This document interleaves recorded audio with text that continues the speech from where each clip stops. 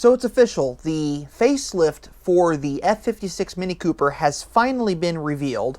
And yes, there's been some polarizing stuff that's gone on here. Some people love it, some people hate it. So I'm going to give you all my opinion of it. Yes, my opinion is going to be that I think it's fantastic, but I'm going to share with you why I think it's fantastic. And to do that, I'm going to give you my reaction to the car as I'm watching the overview of the exterior of the car, and I'm going to share with you the interior photographs of the car because there's currently not an interior video of the vehicle to really show that off. But I think it's going to be a great way for me to share what I think of the vehicle. So we're starting today with the 2022 Mini Cooper SE. Now, for those of you in other markets, I will be referring to this as the 2022 Mini Cooper, and that is because in the US market, this is the 2022 model year. Don't ask me why that is. I have no clue. I think it's just as strange as you all do. So here we are watching the electric Mini, and I noticed the blue shade. I think this is Island Blue, but it seems like it has a different tone to it. I kind of dig the outlined stripes on the bonnet. That's kind of a neat modern touch. This three-tone roof, though, is something I think is just phenomenal. Now, I wonder if that is something that'll be offered with a sunroof. It doesn't look like it would look as exciting or as unique with a sunroof. The exterior styling is definitely different. You'll notice there are no fog lights in the bumper. There's vents for aerodynamics. The grille surround, that isn't really a grille, but the surround is definitely larger. Now that evokes to me the classic Mini, the original Mini, because the original Mini had a gigantic grille on the front, and if you didn't know about this, the radiator for the classic Mini wasn't on the front of the car. It was actually in one of the wheel wells, so it didn't really need a gigantic grille, but it had one nonetheless. So many people are calling this a giant grille when it actually isn't. It's a giant piece of trim that accentuates the front of the car and gives it a different look. Gives it more of a bulldog look, in my opinion. Now overall, they changed a lot of other things. They added more piano black trim, which I think is very, very nice. I'm rather digging these new side scuttles. I think they're kind of cool, and I wonder if I can retrofit them to my own car. The headlight redesign, it's darker on the inside, which is more evocative of the GP3, which I think is fantastic because I think it gives it a much more modern look. And everything is tied together very, very well. Now, a lot of people were calling this car had like a Fu Manchu mustache on the front, and I don't think that's the case. I think people just need to look at it in the right lighting, and they would see that it's not the case at all.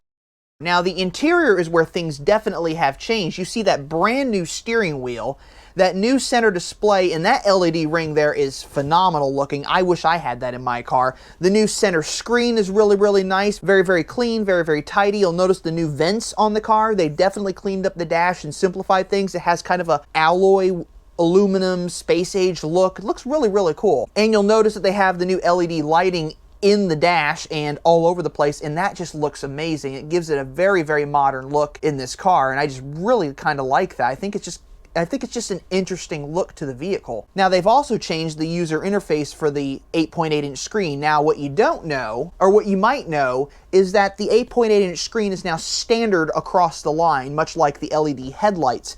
So, no matter what Mini you're getting for the 2022 model year, they all have the 8.8-inch screen. However, if you opt for navigation, you'll get Apple CarPlay as well, which will be a full screen Apple CarPlay. I know a lot of people have complained that Apple CarPlay wasn't full screen in previous model years, so now it is. Now, one of the big changes in the interior that we should talk about, though, is that steering wheel, which I think is really, really good.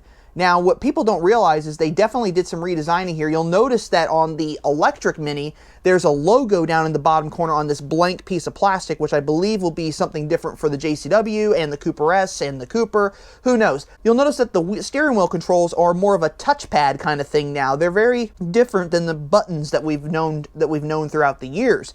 And I think what they're trying to do is they're trying to give more of a touchpad, touch surface kind of thing, less of a button thing and more of a smooth surface, touch actuated, whatever the terminology is. But basically, they're giving it a more modern flair. And this steering wheel is really, really nice. I like how clean it looks. The leather wraps all the way around. There's no seams on it except on the inside of the stitching. And I think it's a really clean new look. Now, if you look carefully, it looks like they kept the same shape of the airbag centerpiece, but then they changed everything around it. So overall, it's a very, very nice look. Now, some of you have also noticed that Mini has said that they got rid of the fog lights. Well, yes, there are no fog lights on the front of the car.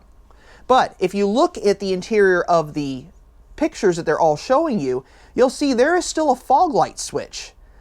Now, the reason for that is they installed into the headlights something called weather lights, which are more of a for bad weather kind of thing, because most people who have fog lights tend to use them in inclement weather. So, Mini has decided to integrate them into the headlights. The result is the front end of the car is very cleaned up and very simplified. And to be honest, fog lights and weather lights inside the headlights are not a new technology. I believe Volkswagen in the late 90s, early 2000s did the same exact thing with their Mark IV Golfs and Mark IV Jettas. So it's not something unusual to European automobiles. All this upscale stuff hasn't increased the price on these cars. The electric Mini has actually not gone up in price at all. The other models have gone up by about $500. But I think this is just a really cool Mini. I'm looking forward to seeing them in person.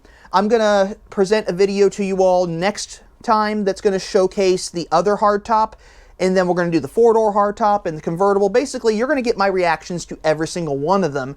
And when we finally get JCW information out, which I'm looking for, you'll be sure to get that as well. But I hope you enjoyed this video. If you did, leave a like below. Don't forget to comment.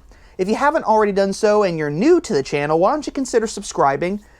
And as always, I'm going to remind you all before I let you go that life is too short to drive a boring car, so drive a Mini. I'll see you all in the next video.